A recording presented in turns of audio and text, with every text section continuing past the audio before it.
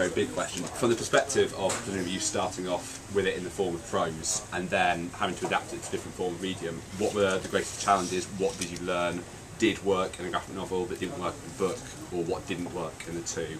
And how difficult was it to adapt from one to the other as a medium rather than just short story? Well, I was kind of nervous when we began, sort of feeling quite anxious that you know, what I saw in my head, my precious book was going to be in some way soiled, yeah, corrupted by the. But actually, it was remarkably easy because these two gentlemen were incredibly sort of true to the book, and they worked incredibly hard to. Obsessively hard to sort of keep the essence of the book correct, even though all sorts of stuff became different. Like, for example, the fact that in the book all the magicians wear contact lenses that allow them to see sort of demons changing shape.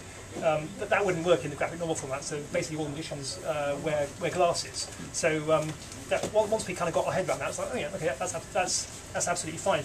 And another reason that for me made it a real pleasure was because as a kid I devoured comics myself, so, and I'm kind of aware when I'm doing a Bartimaeus fight scene, for example, I'm kind of almost seeing it in my head as a comic strip. So I'll describe a series of perspectives that quickly sort of take you through the fight, and I would guess kind of quite naturally then can be turned back into a kind of comic format.